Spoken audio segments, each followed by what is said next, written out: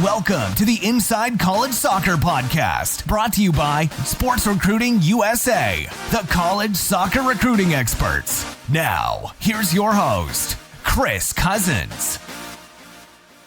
Hi everyone and welcome to the Inside College Soccer Podcast. My name is Chris Cousins and the founder of SRUSA. We have another fantastic episode, this time slightly different.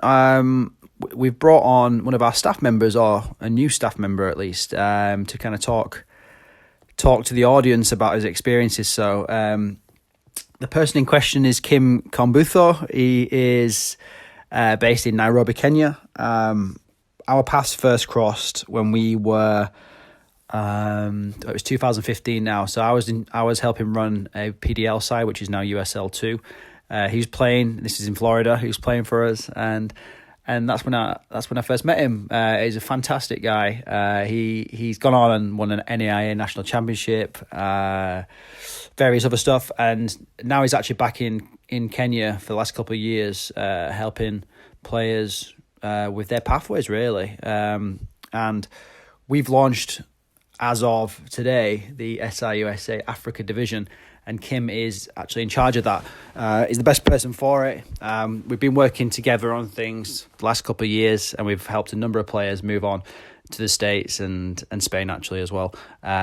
So it's the episode is it's long, but it's worth it. It tells you about obviously all it's kind of story, but a lot of it is like the mental challenges that he's had when he moved to the US, and there's a lot more than a typical interview about, like, tells your life story. It's really good for players to listen to, and I'd say it's good for everybody, no matter where you are in the world, to have a listen to it. So I'll let him do the talking. It's a lot better than me trying to explain in a short synopsis. But Kim is, like I say, he's a fantastic guy. He's great to listen to. I enjoyed speaking to him. We planned on an hour, but it went over just because I couldn't stop him. I wanted to carry on and listen to the full story. It was really enjoyable. So yeah. Aside from that, we here at SRUSA, we've just announced our first ever college preparation camp. The first one's going to be in Hattiesburg, Mississippi, and that's on the 21st, 22nd of November this year, 2020. We've kind of listened to what everyone's been talking about, what the need for their, I mean, players just struggling to get video and the right sort of advice and stuff like that. So we're holding one in North America, got all our staff together. Southern States Soccer Club has kindly agreed to host it. They've got fantastic facilities there. So, and then also VO, our partners, the camera company, they're going to jump on it as well, help with the footage. So yeah, it's going to be a great weekend. Players come in, they're going to walk away with all the tools, all the knowledge, everything they need to get recruited, videos, just the experience of all our staff. We've got guys who've turned pro through the draft system and whatnot, so they're going to be there explaining that sort of thing as well. So they're going to walk away with their minds blown, but also with the right sort of tools in hand after a couple of days.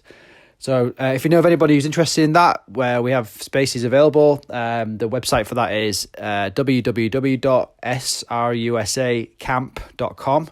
That's srusacamp.com. And yeah, send them, if you know of anyone, tell them to go to the website. Aside from that, we're all good. Everyone's healthy. Events are starting to roll again, especially in the UK, where I'm based out of. And yeah, the company is helping a lot of players. So that's it. I'll keep it to that. I'll let Kim do the talking. So this is the Inside College Soccer Podcast. My name's Chris Cousins, and I'm interviewing Kim Kaumbutho. So enjoy.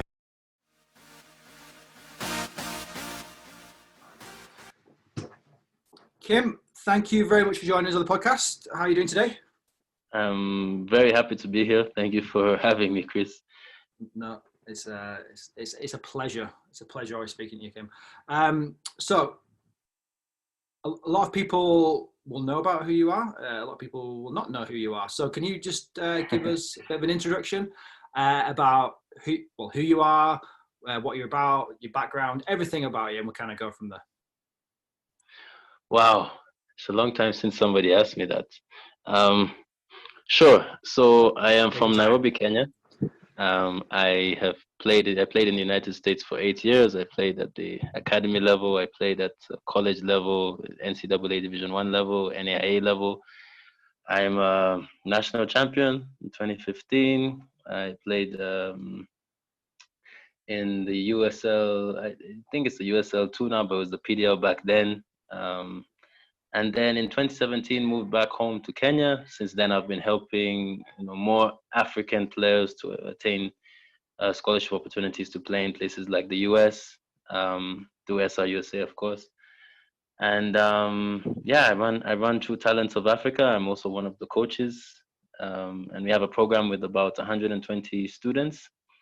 Um, and yes, I also work with the government, in the Ministry of Sports, in talent development. So yes, that has been my journey. Football has been with me since I was a small boy, and it has changed my life. If I'm honest, it has opened doors for me that I never thought would open, and um, given me opportunities that honestly most people from where I come from don't get. And so I'm very happy to try and help more African student athletes attain, the same kinds of opportunities that I got, or even better. So Yeah, that's cool. me. I mean, yeah, no, that's in a nutshell.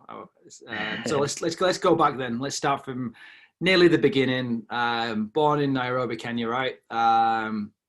You let's fast forward. Like, what when did you start playing football, soccer? Like, what's the kind of background? Let's get to the early stages and go from there. Sure, sure. So I was about, I think that the first time I remember actually saying, this is something I want to pursue, I was about 7 years old. And at that time, we didn't really have, organized football. I mean, I was in school and I was playing in school, but there was nothing really organized. And my father used to coach, some of us just, playing even in the estate um, where I was staying. And yeah, I was in school just playing and enjoying myself. Started to get a love for the game. I was also a good swimmer, by the way, but I didn't really like swimming because of all the pressure. So I stopped swimming and just focused more on football. And by the time I was 10 or 11, football was everything in my life, and all I thought about. So I joined a football academy here in Nairobi. Started playing more consistently, playing in the school team and winning different awards here and there, and just really trying to find opportunities thereafter, because my dream was to play for Arsenal. I used to watch Thierry Henry, Patrick Vieira, Dennis Bergkamp. Those were like my biggest idols, growing up. So the English Premier League is very popular here in Nairobi. So that was all we were exposed to. Um, and that was when I first, I would say, I fell in love with the game, and I actually tried to pursue it. So what? So let's fast forward a few more years. When did you start taking it serious, and like what led you to kind of head to the US? Because obviously I know this, that you didn't go straight into the college system. You went somewhere before that. So can you tell us a little bit about Yeah. that one? So I started to. I mean, a lot of I would say African, especially East African players experience kind of a lack of guidance and a lack of opportunity. I was growing up in Nairobi and playing for many different clubs, and it was just not clear. Where do I go from here? How do I make it, to London? That was, that was all in my mind. But at the same time, my parents were thinking, okay, this kid, it seems like he's obsessed with this thing. How do we get him to where he wants to go? And so we were all trying to do research, different kinds of opportunities. Um, and this was in 2006. Um, was it 2006? No, it was 2009. 2009, when my parents had found out about IMG academies in Florida, in Bradenton. And so my brother and I trained for a while, and then we decided to go and see how it is there. And we were supposed to go for a soccer camp. It was like a summer camp. All of this was very new to us, and I remember when we got there, everything was just like complete. I remember being so anxious I couldn't even eat before the first day of training. We got there at like 4 a.m. Training was at 8 a.m. the next morning. Oh, that Was this morning the first actually. time? Was this the first time you've ever been to the United States? No, it was the second time. It was the second time, but the first time was a short, like you know how it's different when you go somewhere and you just maybe you're visiting, you know, some relatives or some friends, and then you leave Yeah. again.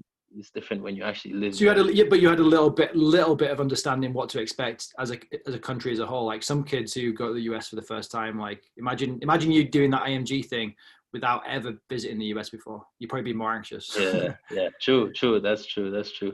And it was also quite overwhelming because obviously IMG isn't what at that time wasn't what it is now in terms of the size and the magnitude of everything. But I just remember seeing, you know, the playing fields, and I was like, wow, this is incredible. You know, just the infrastructure I had never experienced, and nothing like that exists here in Nairobi.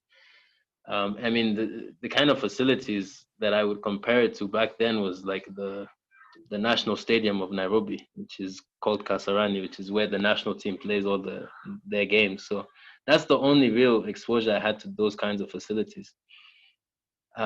And so we did this football camp, and I mean, from the first day, I noticed that, you know, I'm good. I can hang with some of those guys who were playing, and of course that gave me more confidence. And as time went on, I started to get more confident.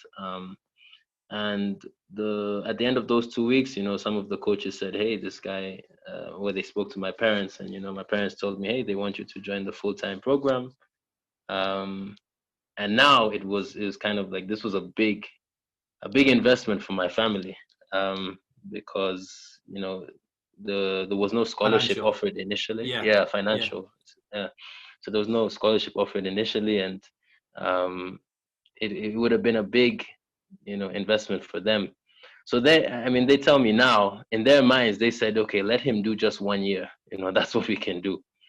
And then, you know, maybe he falls out of love with football and goes back home. You know, at this time, by the way, I'm only 15 years old, so they're trusting me to stay in America on my own at 15. And And how did you feel about that? How did you like that, or was it? Did you get homesick? initially, it was everything I'd ever dreamed of. You know, it was exactly what I wanted.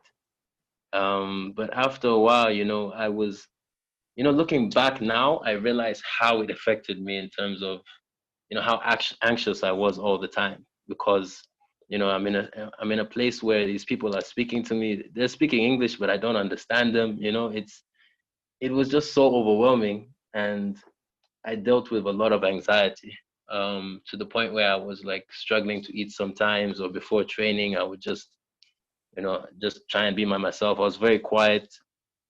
And so that's eventually what happened is I joined the full-time program. Um, and then that's Do you when mind me the just work jumping in began. there? Sorry, Kim. Do you mind me Sure. just jumping in there? You keep mentioning about the anxiety you had and stuff, and yeah, mental issues is huge in sport and in the world right now. But like, can you kind of talk about like how you dealt with that? Because I'm interested to know that you kept saying like, oh, I wouldn't eat. I was really anxious, but now you seem like a calm person, and I mean, who knows? But like, what did you do to kind of help yourself through that? Oh man, I don't even, you know, the thing is at that time, mental health isn't something that I was exposed to or even had knowledge of, especially coming from a place like Kenya. You don't, I mean, a man is supposed to be a man, and you're not supposed to express a lot of emotions and things like Yeah, that. and it's the same everywhere in the world. Yeah, true. So I was just having these. In fact, I didn't know how to define it. I wouldn't define it. If you had asked me, "Hey, why are you so quiet?" or "Why are you," at that time, I wouldn't be able to say, "Okay, I'm just feeling really anxious right now." The only word I knew how to describe it as was nerves. I just felt nervous a lot of the time because I knew I had a lot to prove, and Okay. this is Yeah. everything that I had ever asked for. So I wanted to You had prove a big myself. financial investment. Sorry to interrupt. You had a big financial investment from your parents.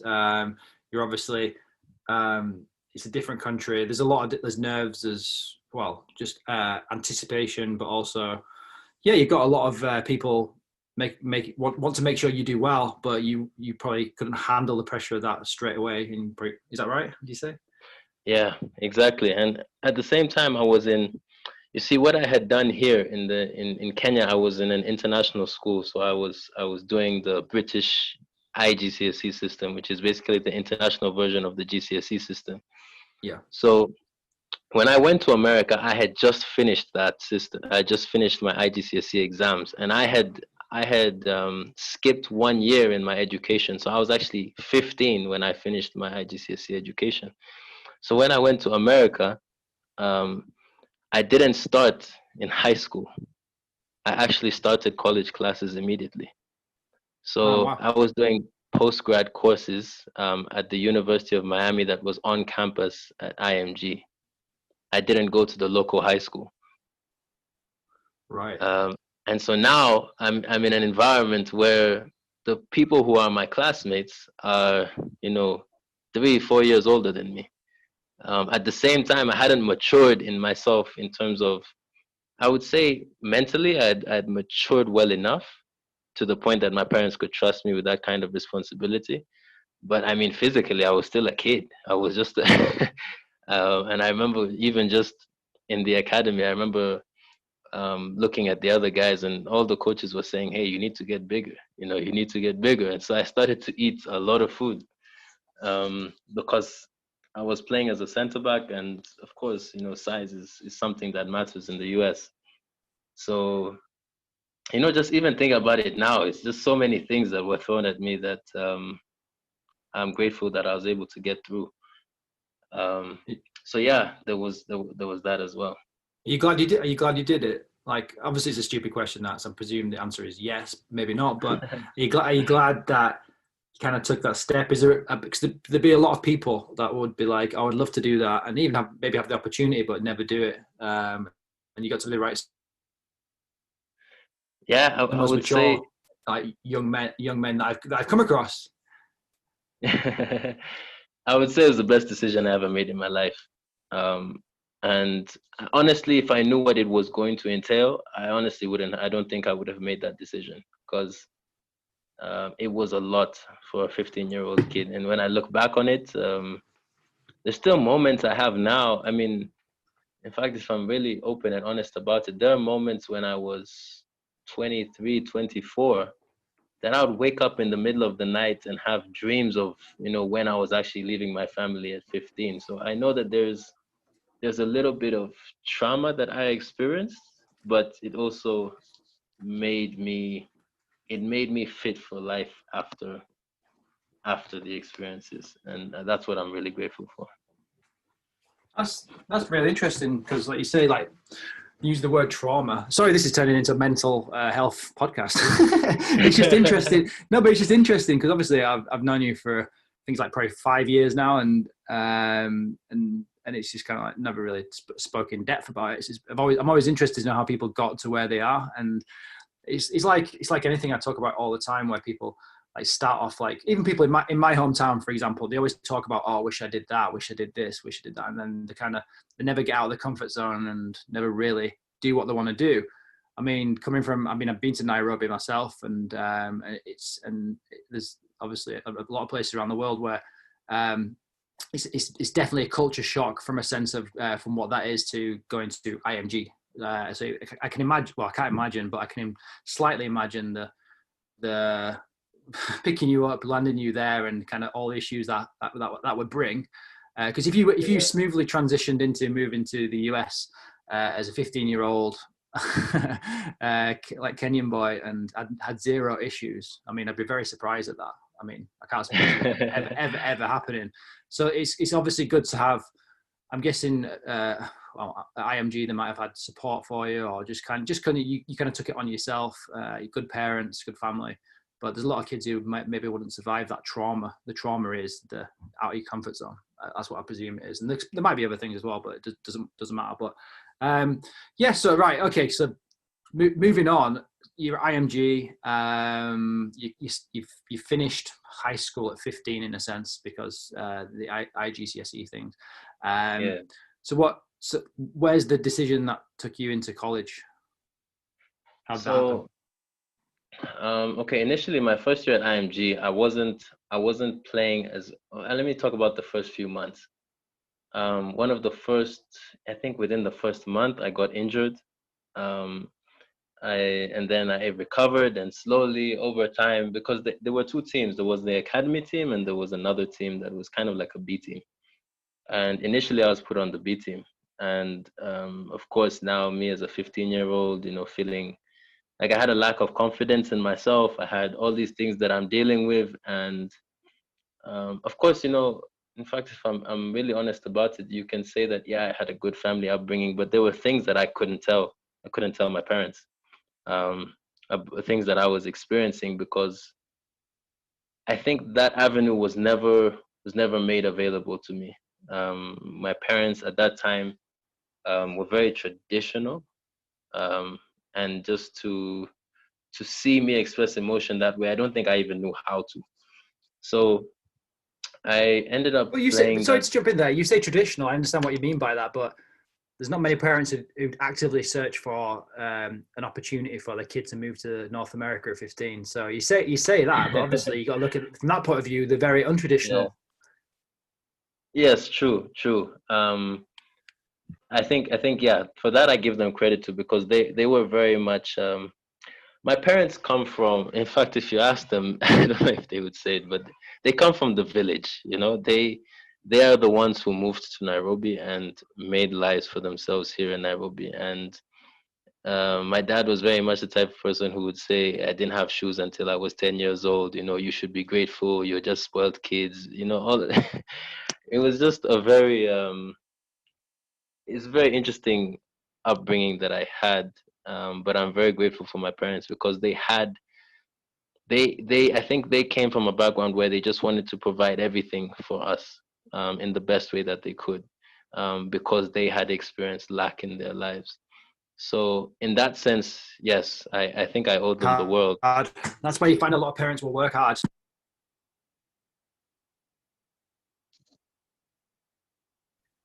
Sorry, did you hear that? No, I didn't hear that. No, I just said that's why like parents work hard to hopefully give a better life to their kids, and that's what your parents did. Yeah. I think the one area that we never really navigated as a family was how do myself and my brother, as young men, how do we express our emotions? How do we say when we're struggling with things? Because we were expected to be very good at everything, um, and it's still something that I address with them now. But anyway, that's how it was for me. So when I was in IMG, and things maybe weren't going the right way, I didn't know how to express all of those things.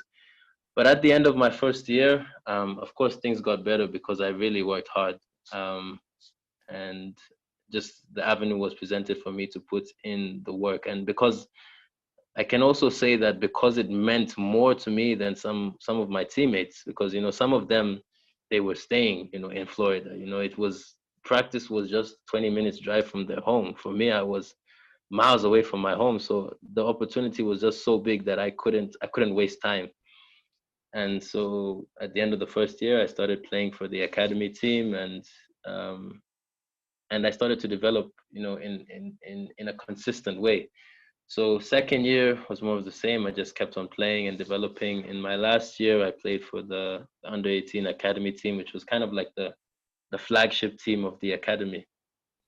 And I was playing well. I was playing okay. I would say we had quite a good team.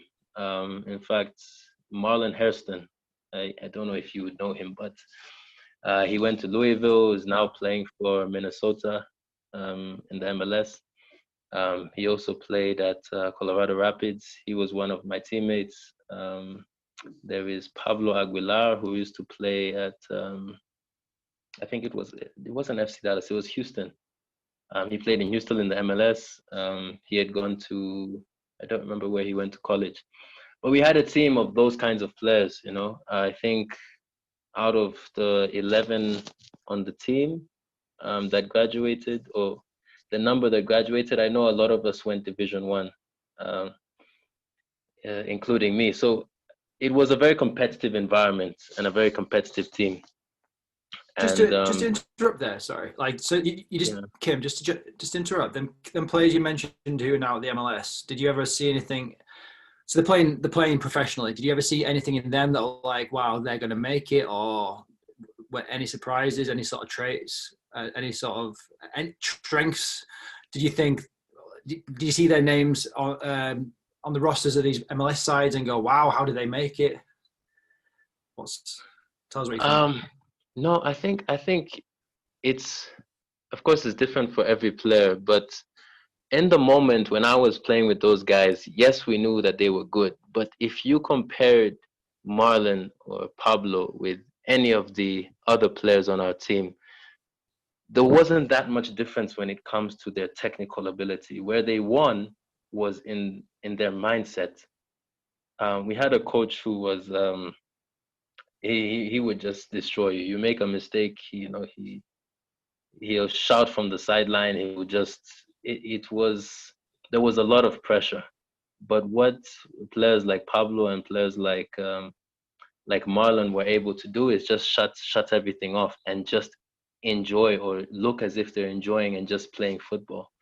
Whereas me, I'm very much a thinker. I think about things and I'm evaluating everything and sometimes overthink things. And some of the other players on the team were like that. And in that environment, we didn't excel as well as they did. Who's the coaches? It's an open forum. Who were the coaches there at the time? Who do you have? We had Scott Dean and Scott Bowers. Scott Dean, I think, now runs the whole football academy. I think he's maybe the technical director. I'm not sure. Yeah. But I realized what he was trying to do and why he was so hard on us is he really prepared me for life in college, playing for a competitive team.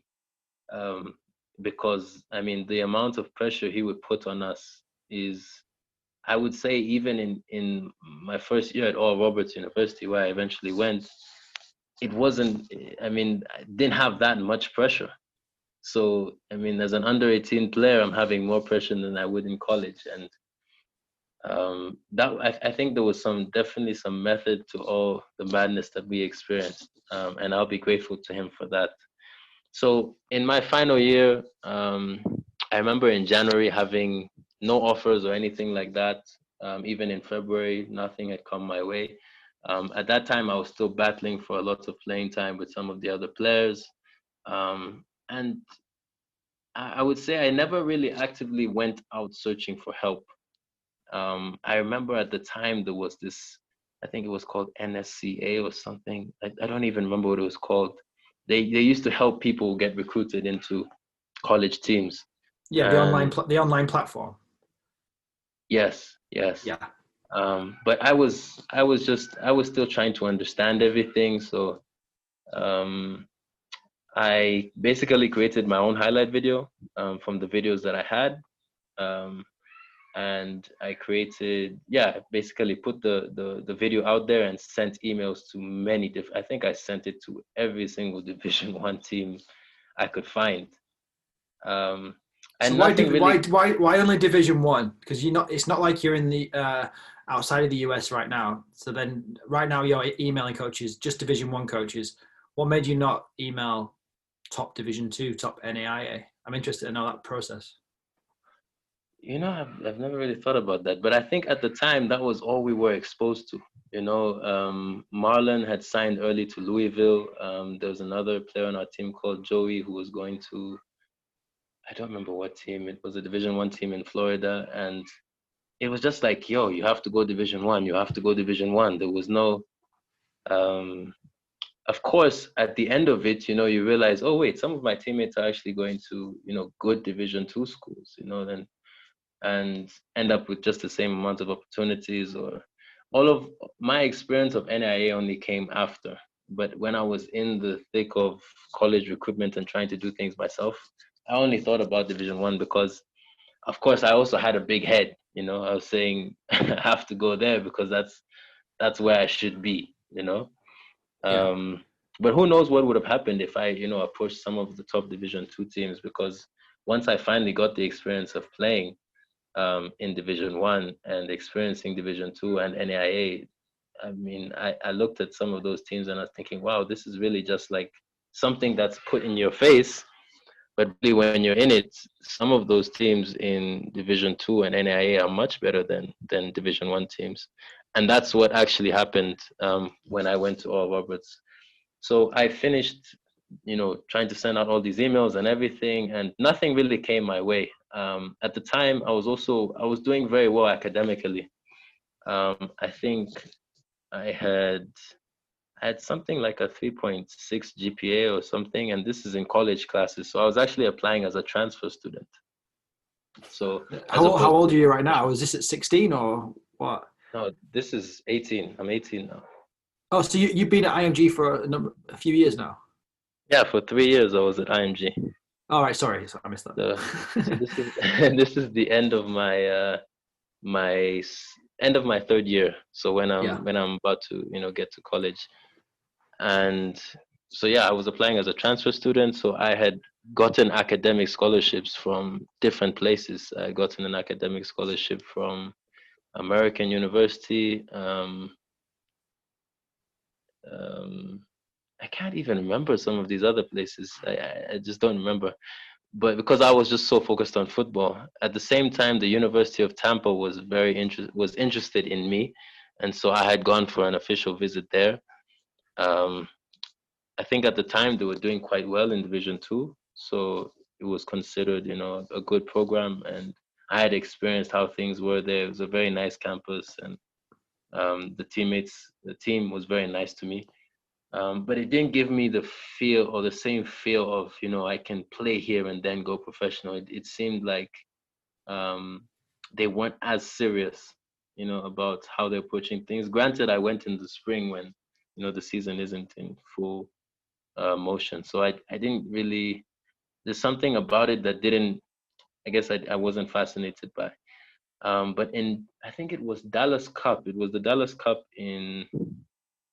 that was 2012, I believe, when the Oral Roberts coach approached me and he said, "Hey, we're interested in you." And after that, I kind of just followed up. And Oral Roberts was the only Division One team that the coach was actively recruiting me. So that's where I wanted to go, because I thought, Division One is great. So that's what I did. Is I went to Oral Roberts and I got a scholarship, and I played there for my first year. Do you think that you chose Oral Roberts over Tampa because of the D1 status? Yeah, for sure. I knew that was it. Yeah, because I had selected Oral Roberts without even doing the visit. I did the visit after I selected. Well, let's just say, right, you can go back in time right now, and this is nothing wrong with Oral Roberts. I've had a number of players go there, and it's a good place. But what if you looked at Tampa and Oral Roberts on the table right now, and you've done visits for both of them? What would you still go with Oral Roberts, or would you go with Tampa? I'm just interested to know the truth. Oh man, the thing is, Oral Roberts, once I was in, there were many things wrong with that program.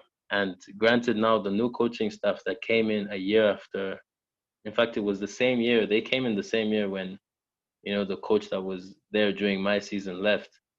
And they have kind of transformed the program, because now I think they're a top 30, top 40 team. But at the time, I remember going in, preseason was what it was. It was tough, of course, but I was coming from IMG, where I felt like I was ready for that kind of thing. And, even in my first year, I couldn't play because I wasn't cleared by the NCAA. So when I was eventually cleared, they gave me 1 year. It was actually 2 years to play, because I was applying as a transfer student. And so what they did is they started my college clock at 15. So in their minds, I had already played 3 years of college soccer. So this is me as an 18-year-old coming in as a freshman, and they're telling me you only have 1 year to play. And so now this is all of the things I was finding out during the season. So I was not able, I never actually got onto the field. I would, of course, take trips and everything, but we were trying to appeal for them to give me more years. At the same time, I don't want to use my year so that, I lose my eligibility. So I wasn't able to play. But I was playing really well, and things were going, in terms of my performance, I was doing really well. And at the end of that season, when I came back in the spring, let me just say that the team was not doing well at all. I think we lost a lot of games. The coach that was there wasn't very good. The team needed to be restructured, and so the coach left, and we got a new coach in the spring season, and things started to change. So when things started to change, of course, the new coaching staff came in, and they, offered me a position to stay. But now, I told them about my situation with the NCAA, and it's kind of, I had a choice to make. Either I stick with the NCAA and play Division 1 for one more year, or I can try and go to an NAIA team where now I would get, 3 years of eligibility. So of course the choice was a no-brainer, and I had emailed many different coaches in the NAIA. I did the same process. I created a highlight video for myself and sent it out to the top 20 NAIA teams.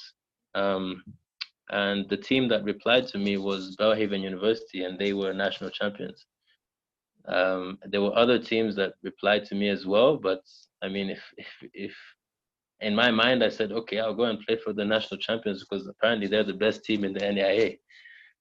And that's what I did. Is that right? I spoke to the coach, and he was like, let's, we want you here. This is what we're prepared to offer you. It was a better scholarship than the one I had at Oral Roberts. And I was like, okay. I never considered that it was in Mississippi. There's many things I didn't think about that I didn't know. And I almost wish that I had the guidance, but of course, hindsight is 2020. But I'm grateful for those experiences that I had. And so I moved to Belhaven University. So you 4 or 5 years into the US experience, and you still doing this alone. Like I knew when you said you finished your IGCSEs at 15, that that's, if you started the college classes, that's your timer starting from there. But if you'd have done high school, you could have just extended your graduation date, and obviously that's boring stuff about the job, but that's why I've got a job. But I'm surprised that the IMG guys didn't know that. I'm not kind of putting any blame on them. I'm just saying, I'm just wondering, no one really picked up on that. Even the college Oral Roberts coach didn't know that before you came in. If you're a transfer student, you obviously started your timer, and it's obvious when you started your timer and how long you got left. It's pretty simple, really. And the NCAA it's difficult to navigate. You've kind of experienced it for yourself, but also players for example, Andrew Namero and stuff like that, we've kind of dealt with client-wise.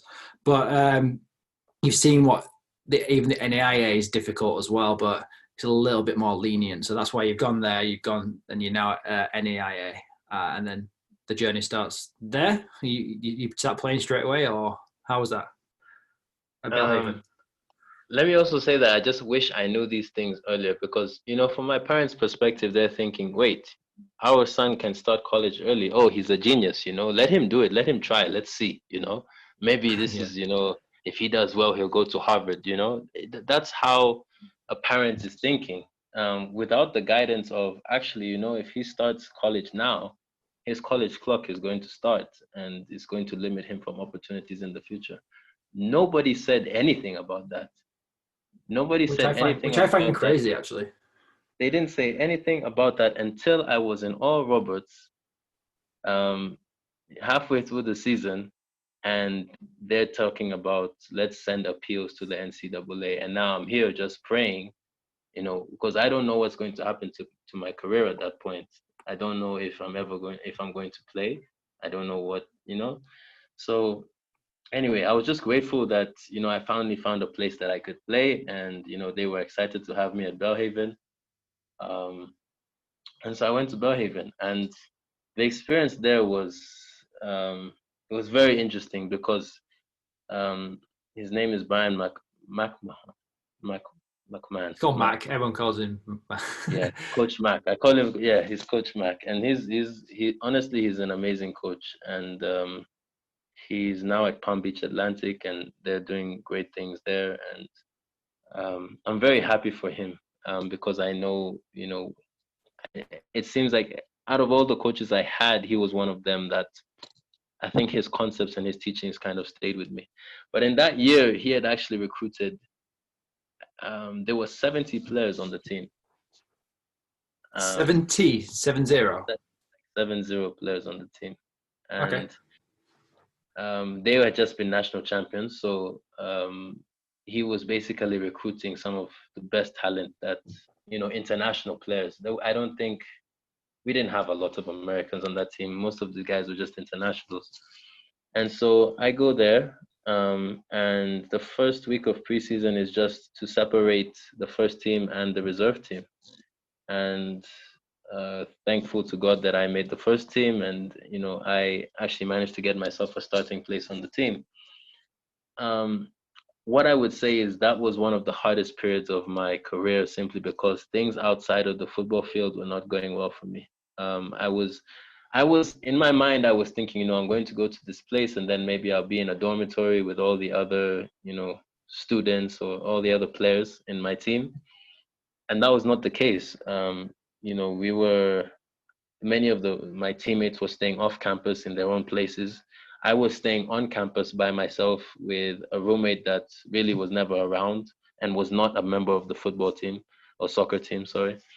And so I spent a lot of nights like just alone, in my head, and just not really anybody around me. And I think it started to show, especially during the first few weeks of the season, when you get a starting spot, and then I started to make mistakes on the field, and things weren't going right for me, and I eventually lost my starting spot, and yeah, now I just started to serve my role from the bench, and I think it was because of all these things that I was dealing with. At the same time, Mississippi wasn't the best environment for me to be around, I would say, but I guess it's part of the journey. But once I finished that, tell me more. Give me some more information about that. I just felt very isolated. I felt as if, I'm playing a match. Maybe I haven't played well, and then I just go back to my own room and I'm by myself and I'm just there. I go to class by myself. That's where I meet my teammates. My teammates at the same time. There wasn't like, in different colleges, maybe I'd say at All Roberts we had, you're staying on the same floor with all the soccer players, and then the soccer players come and they invite you to everything. You go to eat together, you go to class together, you're just always hanging out. So of course you build friendships that way. And it just felt like Kim is this outsider who is a good player, but he doesn't really have, friends on the team. And maybe part of it was also me not engaging that well with my teammates, but it was just a difficult environment for me. Yeah. Sometimes it's not right for people. Yeah, it's good that you. And at the time, was it getting you down, or were you fine with it, or what? It got me down, but you see, at the same time, playing and the coaches kept me up because they were. I think they saw something in me, and they were thinking. The player who eventually took my spot was a senior. I think he was about 25 years old, to be honest. And he had played in the national championship team the year before. So I think in their minds they were like, okay, let him teach Kim how to do this thing, so that when he next year and the year after that, he can eventually get his chance. So it was still very much, I'd say, my experience in America in terms of the top teams is when you're a sophomore, it's still very much, hey, you're in this team, but you still have a few more years left. You still have time to develop. You still have, so if there's a senior playing ahead of you, it's really not that bad. And You find a lot of players who turn professional don't play many minutes in the freshman sophomore years. Yeah, and I think that is also just adapting to the environment, because it's different for everyone. So yeah, I experienced that first season, and we made it to the national tournament, and in the last 16 we lost, and then we were back in Mississippi, and that spring, Coach Mack has a meeting with all of us. It's one of the first meetings of the whole semester, and he tells us the school has decided to go NCAA Division III, and he's leaving to Palm Beach Atlantic. And it was just, you can imagine 60 plus players just being like, wow, this is it for us.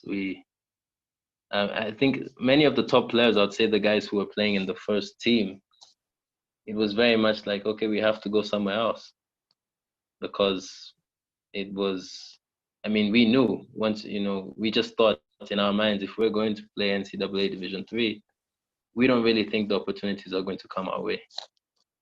When you say opportunities, you mean professional? Yeah, professional opportunities, and many of the guys there we were there because that was our aspiration. And these are a lot of international players who are there to make it. Essentially, we're not there to get necessarily just an education, or we're there to try and make a life for ourselves through football. So once he says that, it just becomes like a mass exodus of players. I did the same process again. I made a video for my on the move again. Yes, I made a video for myself, a highlight video. I sent it out to all the top 20 NAIA colleges, and at this point, I had some experience. I was coming from IMG. I had played NCAA Division I, and I had played for the national champion team. So it was very easy. And in fact, Coach Mack was willing to help me. So I got recruited by the University of Rio Grande, and that was Coach Scott Morrissey and Tony Daniels. And that's what I did is I over the course of, in fact, what's crazy? I actually got recruited by Mid-America Nazarene and the University of Rio Grande. And 2 years later, we met in the national championship final. So it's kind of like, regardless of which one I chose, we may have still ended up, playing against each other.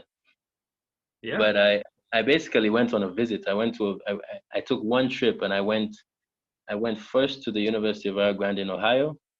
I played, had a training session with them. Spent the night there. In the morning, I traveled to Kansas City. I was picked up by the coach, and I played a training session with Mid-America Nazarene, and then stayed the night there, and then the following morning went back to Mississippi. So this time, I think I was more cautious in terms of, let me go and visit these places first before I make a decision. And I was contemplating everything in my mind. They gave me 2 different offers. They weren't that different. And both of them were very good scholarships. So I ended up selecting the University of Rio Grande simply because I felt like they had, I think at the time it was because I felt like they had a more professional team. I could point out to several players on that team and say those guys are really good, whereas Mid-America Nazarene, I think they were still trying to rebuild, and it didn't feel like so much of a professional environment. And so that's where I went. This whole time as well, I'm playing in the summer. So I was playing PDL for my first year at All Roberts. I played at Springfield Demise, which was in Missouri. My second year, I went and played NPSL with in San Antonio. That was before I joined the University of Rio Grande. How did you play in the summer? Just to kind of digress for 1 second, how did you get the opportunities? I did the same process. I made myself a video and I sent it to all these different people. The Springfield one, I actually went for a tryout. The San Antonio one, once you're playing well, in a college team, my experience is that some of the coaches can really help you find an opportunity. And so it was just one phone call that Coach Tim, who was there at the time, made a call and put me and just put my name up in one of these teams. And yeah, I was given housing, and I was, playing for that team for that summer. And I had some good seasons. It's just that we didn't. Let's say I wasn't playing in the best division in the PDL, so it wasn't like all the eyes were on us anyway. But it was good experience because it now prepared me to go to the University of Rio Grande. And so I went there, and it's very much in the middle of nowhere, but the team is very much together all the time, simply because of where you are.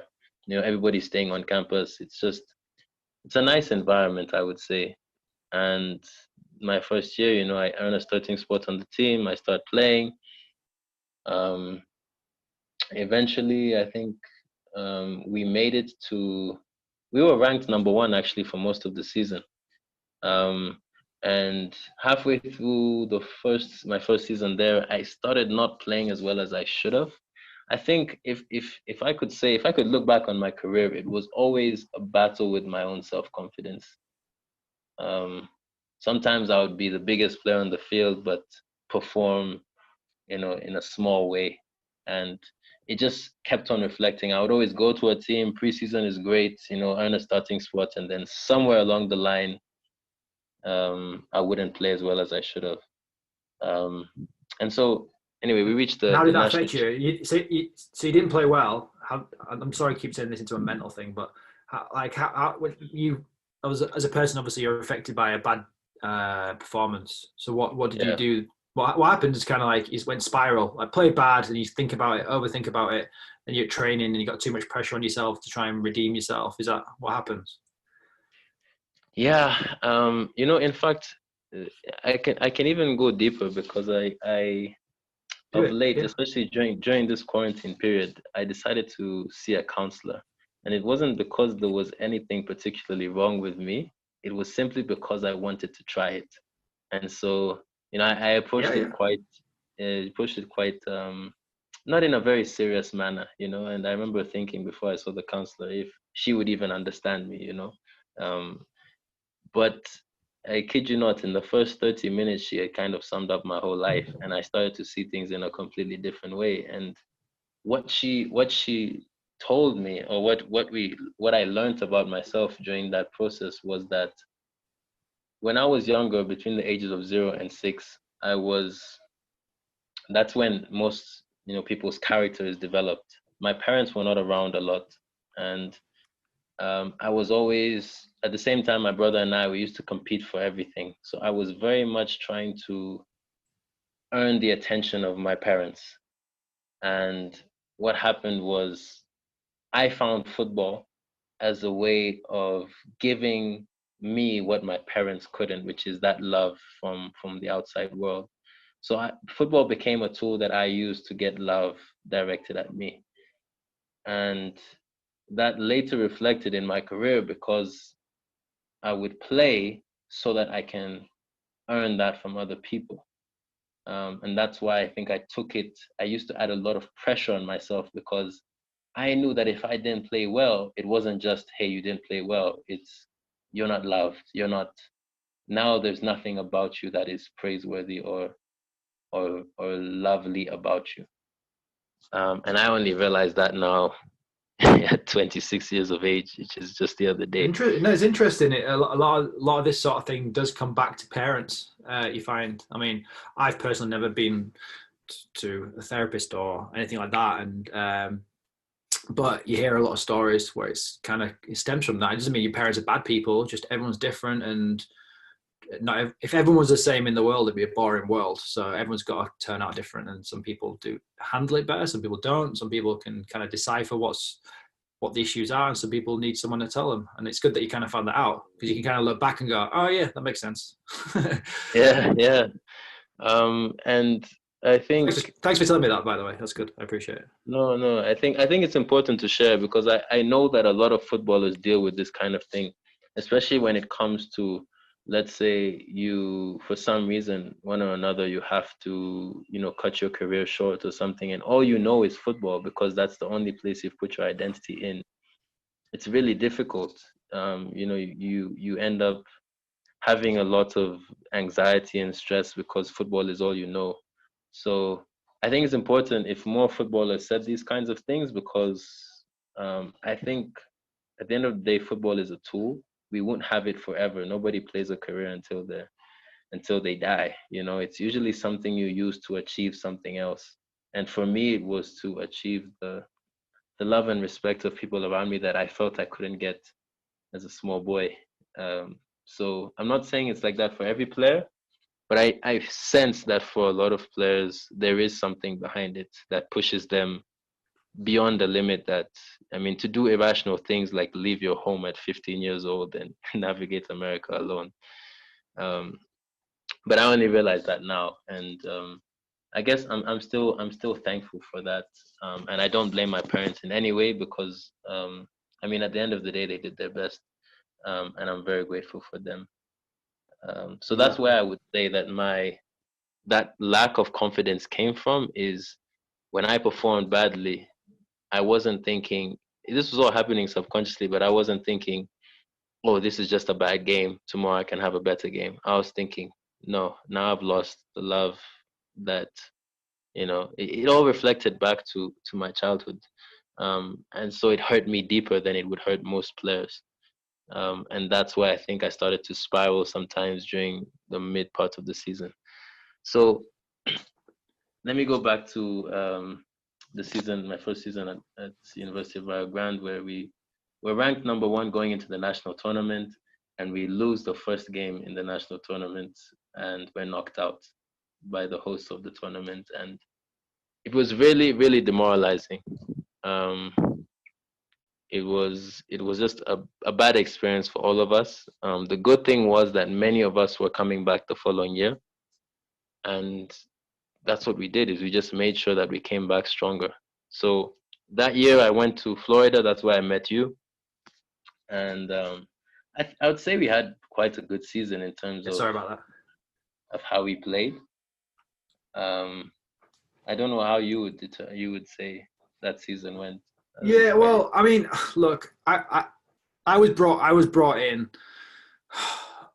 I can say all this now because it makes no difference to me. But there's a lot of false pretenses. Like there was a lot of the ownership just unrealistic in everything. They had a CEO who was just unbelievably egotistical and had no idea about anything. You had a head coach who played at a good level, was knowledgeable, but he couldn't pass that information across without spending an hour doing it. Whereas people who were trained and qualified would take 5 minutes to do it, he'd take an hour to do it. So then the players that I had in were pretty good, and there was a good overall team. But there were things that weren't, for me, 100%. But yeah, to answer your question, there was a good team, and they did pretty well. It could have been better.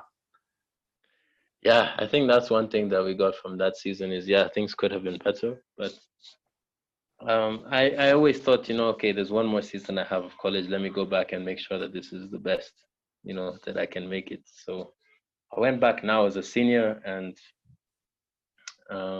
same thing happened actually. You start performing well, you get a starting spot, and then spiral out and start not playing as well as I should have. Though what happened was, this is crazy actually, thinking about it now, towards the end of the regular season, I kind of just said, you know what, I'm tired of, making football matter so much, because I was getting to a point where I was having sleepless nights because I wasn't, playing as well as I could have, and I couldn't understand it. It was very much before that season had started. It was very much like, Kim is coming to start, Kim is coming to play, be one of the leaders on the team, and it just couldn't make that happen, and it was becoming really frustrating for me. And I just decided, okay, if this is my last time playing college soccer, let me just enjoy it. And that's exactly what I did. I just tried to enjoy it as much as possible. I started playing as a striker actually, because one of the coaches said, hey, maybe you want to try. And so I started playing there in training, started scoring goals, because in my mind I was like, I'm just gonna have fun, And I think it was the first time in a really long time that I had actually just said, you know what, let me just have fun playing football. I So kind of when you, so removed when, just all to the jump in there, Kim. So when by this point there, you're saying I'm going to have fun. Are you now saying I'm not going to turn professional? I've given up on kind of taking things really serious and doing the extra 10%. I'm just going to have fun. Is that right, or are you still believing there's opportunities afterwards?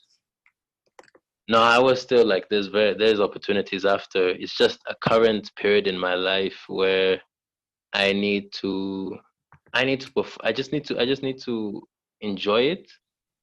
And once the season is over, then I can go look for these different opportunities. But for now, why not just enjoy? And so I started playing more often. I was coming off the bench. I think the last 8 games leading up to the national tournament, the final, I had scored, I think, 4 or 5 goals. So I was coming off the bench and like having a good time. Yeah, I even stopped being anxious about games. I was just I was really just enjoying myself. And the crazy thing is, when I was playing in Kenya, that's where I used to play. I used to play as a striker. So it started to remind me of the times when I used to really enjoy football. And yeah, so we go into the national tournament. We're ranked number one again, and this time it's kind of like everybody is focused. Everybody knows what to expect. It was the same venue, um, and I think we didn't concede a goal the whole of the national tournament. We played the first game, we won 2-0. I scored in that game. Um, the second game we won 3-0, and now we're in I think that was the semis. Yeah, it must have been the semis. We're in the semis and we play a really good. It was Missouri Valley. They were a really good team, and they almost took us to overtime, but we managed to score. And then we're in the final, and it's Mid America Nazarene against University of Rio Grande. And it's a big game. And I honestly think they played better than us. I honestly do. We started to get some injuries, so um, I was playing a lot at that point, as a striker. And at the same time, you're tired. They took us to overtime, so now I start the overtime and I'm playing, and I mean everybody's just so tired. And I remember that game. There was just the wind was so strong, so much so that if you're playing against it, you almost couldn't get out of your own half. So we decided in the first half of overtime that we are going to play with the wind to see if we can, get a goal. And when we go onto the field, Mid America actually plays better than us. I think they even struck the bar. And nobody had even gotten that close to scoring against us. So we're all now thinking, whoa, okay, this is serious. And then we get a free kick with 5 minutes left in the first half of overtime. And my teammate Jeremy De Hoog from from Holland, he steps up to take the free kick. I go in the box. We're all in the box. I'm thinking we just need a goal. And I'm quite a big person, so I'm thinking if he can get this on my head, maybe I can score. I was trying to visualize everything in my head, and he goes for goal, and he hits it. This is from I think 30 yards or something. It's just crazy. There's a video of it as well, and it just flies into the top corner. I was looking at it and I'm thinking, wait, where is it going? Where's it going? It's not a cross, And halfway through the flight of that ball, I'm thinking the keeper's not going to get that ball. And it just flew into the top corner and the game is over. And at that point, it was just like, I couldn't believe it. Everybody just couldn't, everybody just rushes off the bench. Everybody's crying. It's just crazy. And that's I a remember moment that. yeah, that's a moment I'll share with my teammates that I honestly will never forget. So then Yeah. that happens. What what happens after all that then? Tell us a little bit about the next steps. So I'll try and move a bit faster to the next part so that That's cool. because I feel like this story is so long. Hey, So we people finished that. interested. We finished the regular season national champions. We come back, we're celebrated. We end up going to like the Columbus Crew Stadium. We end up going to FC Cincinnati Stadium, and like people just celebrating us everywhere. And it's a great experience for us. But at the same time, I'm thinking, okay, I want to pursue professional opportunities. So I started looking for different ways, and there was 2 combines that I went to. A combine is like a trial. I know you know, but maybe some people may not know. So I went for the InfoSport combine. I think you know it.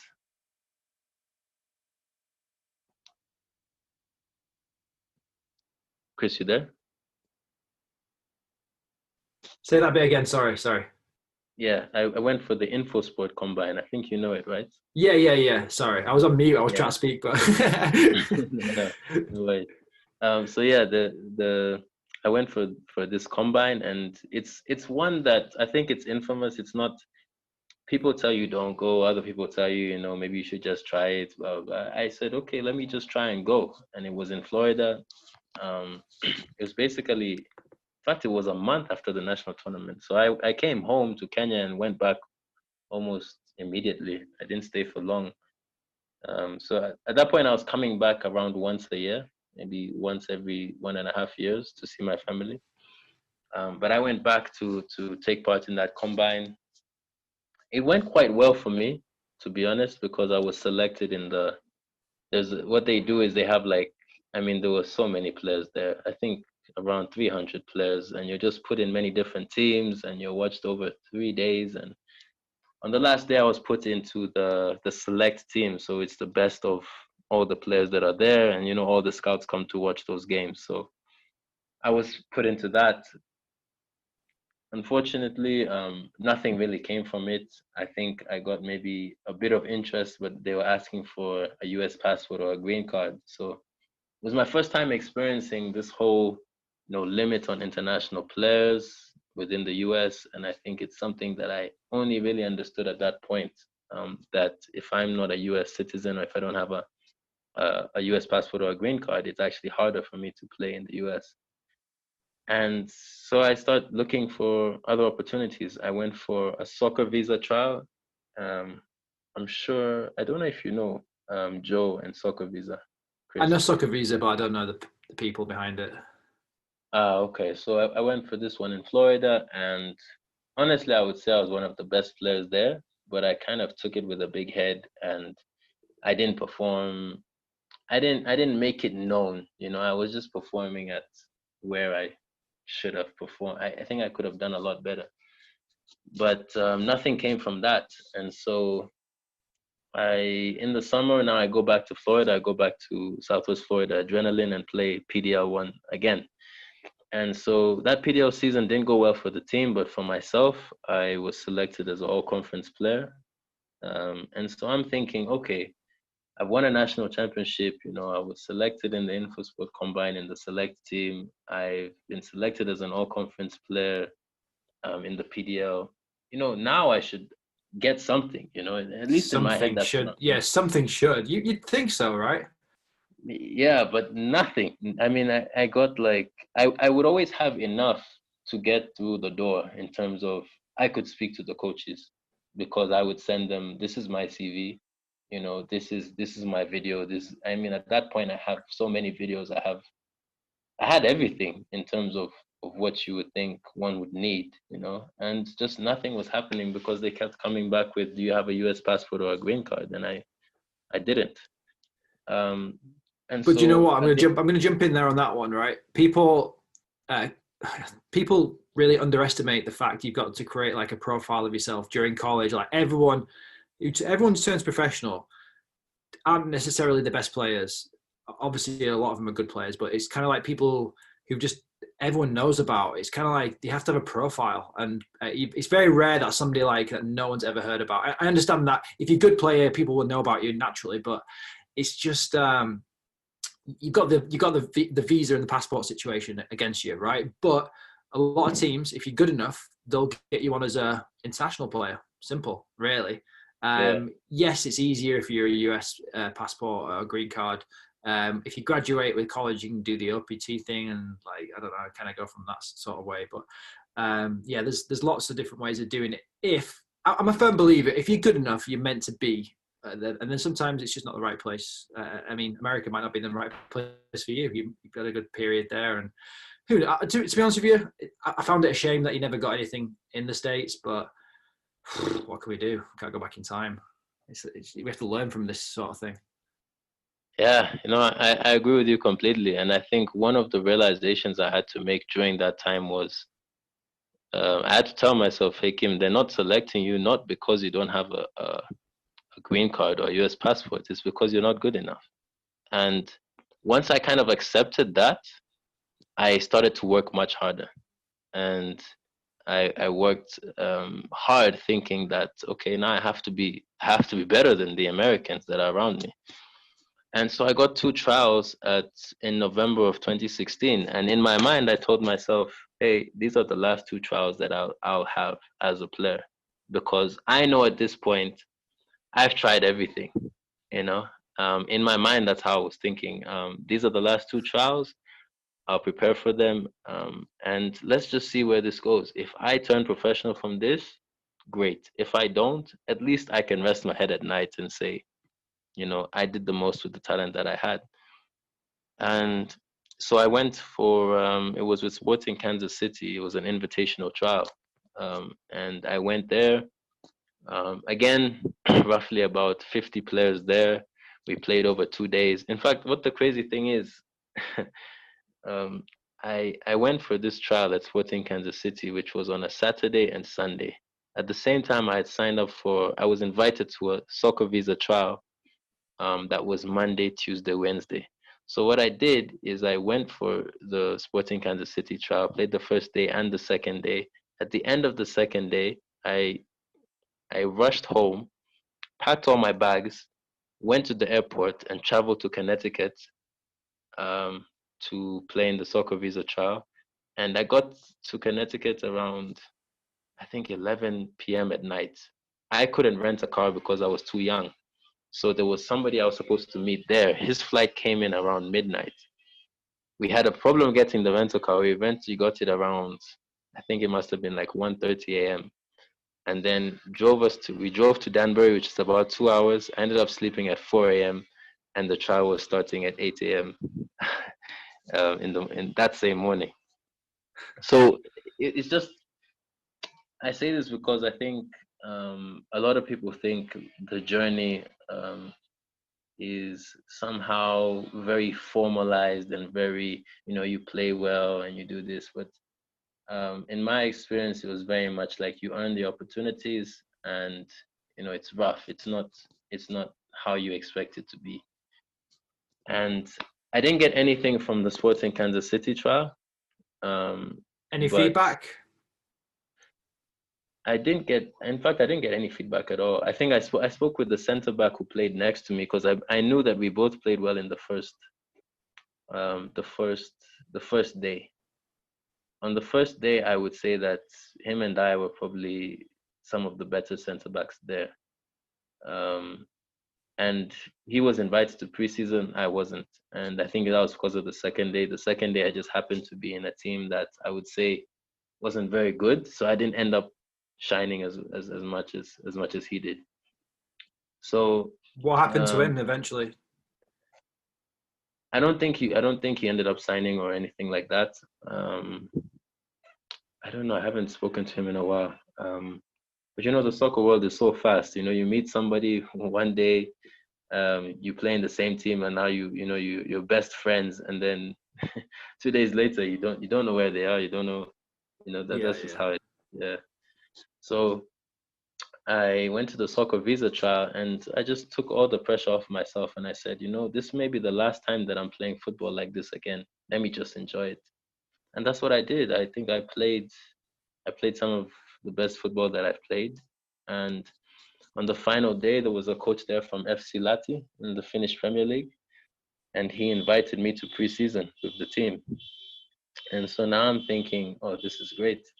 This is my dream. And I kind of had one of those moments where time slows down and you feel like this is everything I ever worked for. So, thank God. Fast forward, I came home. I'm preparing for the trial. I start playing with a professional team here. Start to get ready. What are your parents saying right? What are your parents saying right now at this point? 23, 24? I was 22 at the time. Okay. I just turned 23. So they're just thinking, Kim is still very much pursuing, professional football, and now look, he has an opportunity. So, let him go for preseason with this team and see how it goes. So I come home, I spend time with them, and then I start training again. And 2 weeks before I'm supposed to go, the person who was acting as my agent at the time basically told me that they can't take another international player. And the coach reached out to me and he told me, yeah, he's tried everything, but they can't take another international player. At that point, I think I felt a lot of different kinds of emotions.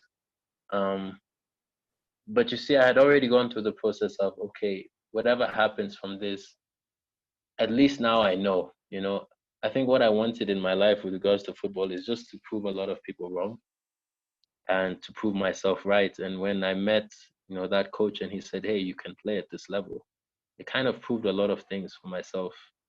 And I know a lot of people say, hey, I could have kept playing, I could have found another opportunity. And I think some of the soccer visa guys didn't really understand when I told them that I think I'm okay. I don't want to continue pursuing it.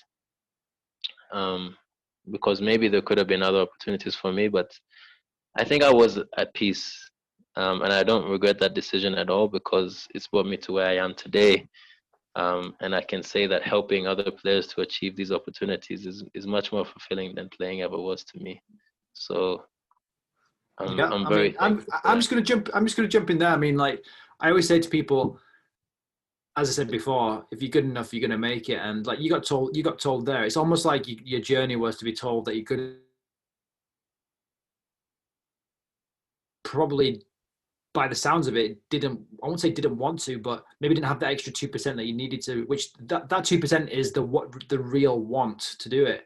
So like anybody else has been like, you've been told you're good enough for this level, you'd have been like, right, let's get onto the other teams then. Let's see what else is about. But you were just kind of happy to be told that, and then you're like, I'm at peace now. And I remember all this happening. I remember you documenting it and stuff pretty well.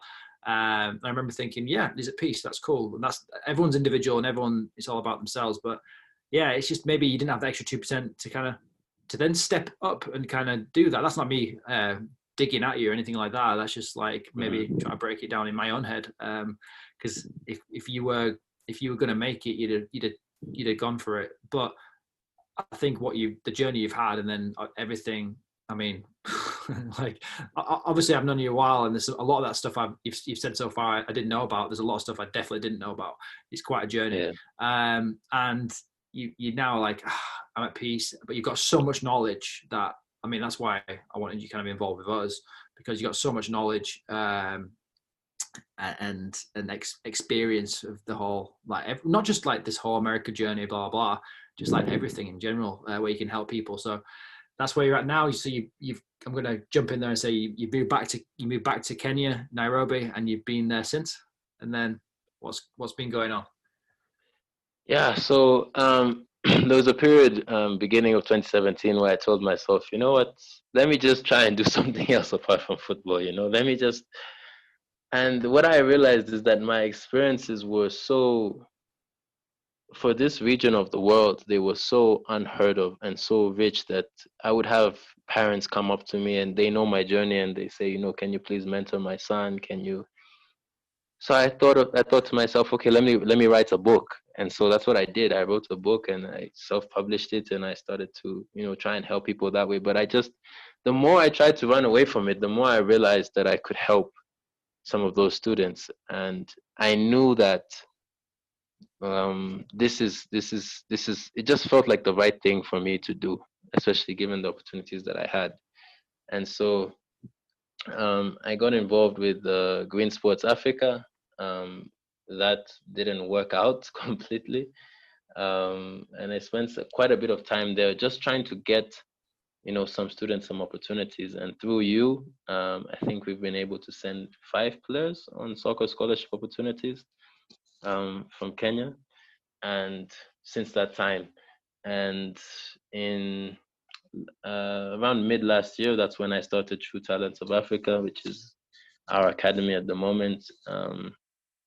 And since then, I mean, it just feels like my life has kind of come full circle. And now I realize that the experiences I have, um, there's a reason why I had them, and I honestly believe there's a reason I stopped when I did, because it was kind of like perfect timing. Um, and I'm a firm believer in things happen for a reason, and I have a lot of faith. And my plan or my ambition is to start a school here, a football academy that is a school that can just help not even necessarily footballers, but young boys and girls who just want opportunities in their life to become better men and women. And I think if you take the principles of football and teach them in the right way, you can do that. At the same time, I also want to give them opportunities, because I see a lot of myself in many of the players that I coach now.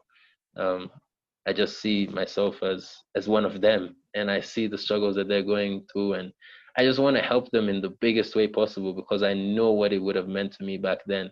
Because nobody taught me about nutrition, nobody taught me about, these are where the opportunities are. Honestly, if in fact, sometimes the way I think about it is, if I was a young boy and I had met me how I am now, I think I would have just latched on and been like, please help me, because there was just no guidance at all. And I feel like it's the same now, but I see myself and the rest of the coaches at TTA and the people around me as we are the ones to kind of try and change the future of many of these aspiring players in our country and in this continent. So I'm just really thankful that it happened the way it did. Yeah, I mean, I agree. Like you kind of said before, so it's kind of like, it's awesome to have somebody like you for these people and families in well, not just in Nairobi, not just Kenya, but East Africa, the whole continent. It's kind of there's not many people in the whole continent who can kind of have that knowledge that you've got. Because we start, obviously, you've come on board with us, and we're starting the SRUSA Africa division situation, and that's hopefully going to help a lot of players over the next years, kind of give them the opportunities that right now, to put it frankly, people kind of always have a little joke about like getting emails from African kids who are desperate to kind of get seen, and it's kind of delete. But there's end of the day, there's a human being behind that email. I mean, don't get me wrong, like we have only so much time in the day to look after people and do stuff, but if we can kind of proactively put our heads together and kind of put ways for people to I mean, we've talked about plans that we're going to do and stuff, and not necessarily big high financial things. This is things where we're going to help the ordinary boy to kind of go down this pathway, or whatever pathway it takes, but we're going to be there to kind of help people progress. And there's a lot of talented footballers and ambitious, talented people in the continent. So hopefully we can do good things over the years. And like say, you're the perfect person in my eyes to kind of lead that. You've got the right passion for it. You've got the knowledge as well, which just keep talking about. But yeah, it's just great to have you on board with that one. But just kind of looking to wrap up. Apologies that this is going longer than I told you it would. I wasn't going to stop you. Story. No, I was interested, and I'm sure a lot of people will be interested. So, right, let's say there's or anyone could be listening to this, but let's specifically like somebody from Kenya or even just any African player. What sort of advice would you have for them looking to kind of follow your footsteps in a sense of like go to college? You've gone definitely a very unconventional route of doing this. It's not the typical. So let's not kind of go down that route. But I mean, we've spoke about this before, and even yourself, like you thought you were going to play for Arsenal, and that was kind of the ambition. And there's nothing wrong with ambition whatsoever. Like it's good to have that, because if you're not going to get anywhere without ambition. But breaking it down, like what do you tell the players out there what to expect? So I know you've been dealing with that. How to get from A to B, basically. Yeah, I think the challenge is it's not as, when you advise a player, let's say in the West, whether it's the UK or the US, and you tell them, what they should be doing, the structures are already there for them to kind of succeed in that particular thing. So you may tell them, train harder. And then there is a club that is, training consistently every week, or there is academies that they can join, or there is a pathway for them to go down that will get them to where they want to be. In Africa, it's just those things don't exist for us, and that's why I see it very much as our responsibility to kind of create those things. And so my advice always to these players is I'm trying to show them just how demanding this career path really is, because you can imagine somebody who's never had the exposure of seeing, top quality professional players, or seeing the path that it takes to get to that level. You almost kind of have a fantasy in your head, and you're thinking, oh, okay, it's really not that hard. I can go from playing in Nairobi to playing for Arsenal, tomorrow, because I feel like I'm that kind of player. And kids are young, and they're naive. They don't really know. And trying to educate them on just how much it takes to even get close to that level, I think is something I would want to do. But more importantly, I just want to create the structure that would enable them to pursue it in a genuine way. So if that's in the form of, a football academy that we can have, that we're bringing, students in where they're training 5-6 times a week, I know that then eventually, we can help them to get to where they want to be, because now there is a structure in place. And even working with the Ministry of Sports here in Kenya, there really isn't the system of development. When you take a young child from, let's say, 12 years of age to 18, this really isn't there in our country. And so I'm just trying to make sure that they don't experience what I experienced, and there is some kind of structure there. So I want to advise them, but at the same time, I know it's also on people like me to create the structures for them to access those opportunities. Yeah, I agree. And that's what people do. Every generation, like the generation after you, they're young, they can't do a lot of things, they can't create these structures. So it's like it takes people from the generation before to kind of put them structures in place, which is, there's very few people who can do that and have that experience that you've got. So it's kind of a lot is on your shoulders, which, to be honest with you, it's exciting. Like it's an exciting lifetime ahead, because you've got the whole world to work with and the kind of continent to work with, and it's going to be like unbelievable. Let's say a conversation in 10 years from now, ever talk and we're like, wow, look what's happened in 10 years. It's amazing. And it's just like, it's like anything in the world. Like, it's like NASA, like the generation before got to the moon, and then they tested things out and tested a space flight. And then after that, the generation afterwards, right, okay, that worked. Now we're going to build on that, and we've got the structure in place for that. It's like everything. So it's going to be awesome. But yeah, look, I probably need to start wrapping up really now. But my next question was like, really, like, what's your future plans and ambitions? But I'm guessing you kind of answered that with saying you want to put the structures in place, or is there anything else you've got future ambitions? It's building a school. I think I've noticed that is the one way that you can actually help more students, because that is always the challenge that I have, is I'll have somebody, with our current model, we partner with schools, but you see, not everybody goes to one particular school. And there's many students that contact us from all over Africa, and it's just really difficult to tell them, okay, you need to come to this school so you can be part of this program. The process is too long. But if you had, a residential academy where, kind of like the one I experienced at IMG, and you're telling these students, okay, this is the way to go. Come here first, we'll evaluate you, we'll see, we'll help you. We'll just trying to give them as much guidance as possible. Even looking at things like nutrition, the mental side of the game, and just all of these things need to be monitored so that we can genuinely have more players getting more opportunities. Because there's nobody doing it for us. There's just nobody doing it. And so that is my plan, or that is what I believe for the moment. That is what I believe. That's the path that we're going down. So if there's any people out there with spare millions of dollars, any philanthropists who want to kind of get involved and kind of change a lot of lives, get in touch with Kim, I guess. Really, they really should, because there's just so many young players, young aspiring athletes that we need to help. And I've seen it myself. Like, I remember when I came to visit a couple of years ago, and I was like, a couple of players, I even said to you, I was like, that player there, if he was in England, he would be at a professional club right now. And just because where he's born, like, he's not.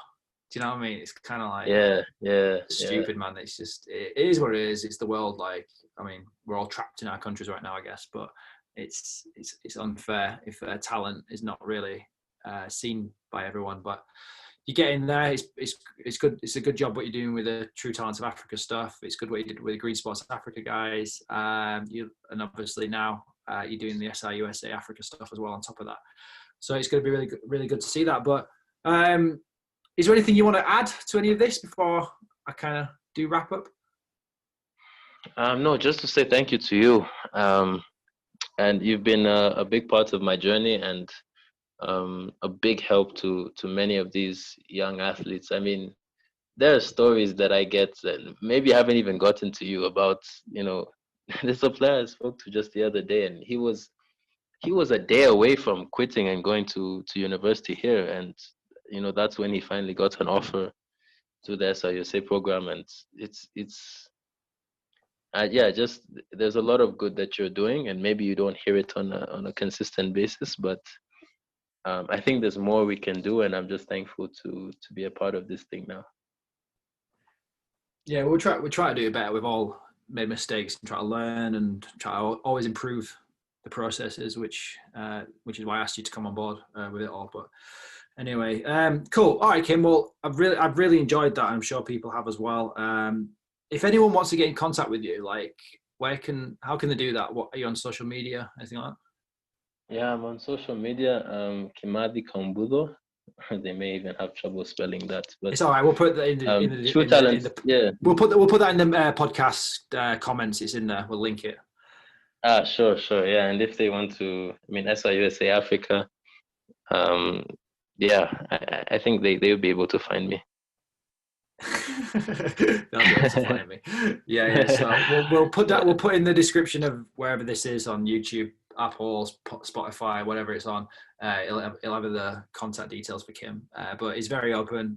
I'm sure he'll happy to accept any direct messages, inbox, emails. You've even got an email with us now, Kim at sportsrecruitingusa.com. So I'm pretty sure you'll be able to answer any questions as well if anyone has any. So cool. All right, Kim. Well, thanks for everything. Awesome. Like I say, to have you on board, and I appreciate you opening up and telling everyone the story, how it is, and hopefully that this podcast might help just one person, which is it's all we want, really. And that's why we do it. That's why we just spent nearly 2 hours talking. All right. Sure. Yeah. Thanks, Chris. I really appreciate it. Awesome. Right.